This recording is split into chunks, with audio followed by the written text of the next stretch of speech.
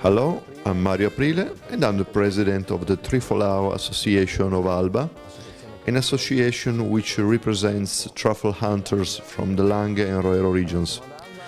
We are in Alba at the Tartufi & Co. store, where I'd like to give you some useful information on how to choose a quality truffle and how to serve it.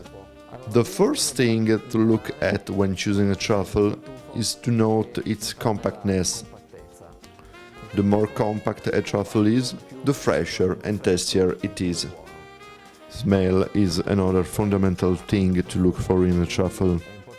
A sweet fragrance, which isn't disturbed by other elements, indicates that a truffle is worth buying.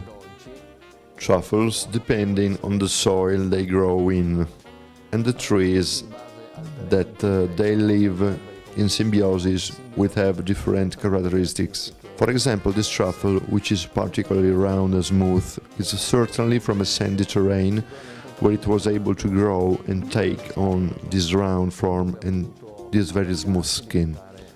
On the other hand, this truffle, which is surely very good too, has experienced some difficulties growing, probably a root or a rock, or more simply a very compact soil, prevented it from becoming round and forced it to find space where possible. As for how to store truffles, I can give some useful advice. I'll start by saying that truffles don't have a long shelf life. Particularly white truffles need to be consumed within a week, maximum 10 days from when they are harvested. In the meantime, a useful method for storing them is to wrap them in a paper towel and keep them at 4 or 5 degrees Celsius in the vegetable drawer of your refrigerator, preferably inside a glass jar, making sure to change the paper towel every other day. When you decide to eat a truffle, you must first wash it with cold water and clean it with a brush like this. Brush it to get rid of any dirt, then dry it off and the truffle is ready to be sliced with a utensil made especially for this purpose. The truffle needs to be sliced as thinly as possible too, in order to maximize the truffle's taste and fragrance. To fully appreciate a truffle, we need to couple it with very simple dishes so that there aren't any strong tastes and smells competing with those of the truffle. In the Alba area, one classic dish is raw, tenderized meat with a drop of olive oil, a bit of salt and truffle on top. Another classic dish is tagliarine, which is a handmade spaghetti-like pasta.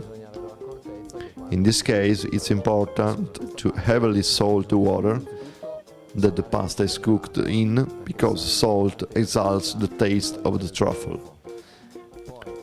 It's also important that the pasta is al dente.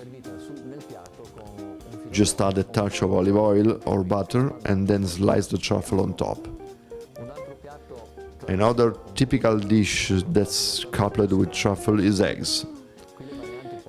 In this case, there are many variations from the classic sunny-side-up egg to eggs en cocotte, which is the latest trend in serving eggs with truffles. And of course, there are always risotto, white, naturally, with some good fondue to bind everything together. So, choosing the right truffle is very important. It needs to smell good, be nice and compact, look good, and it's very important to have a good supplier, whether it be the truffle hunter himself, a friend of a friend, or else a store that can guarantee the truffle's origin.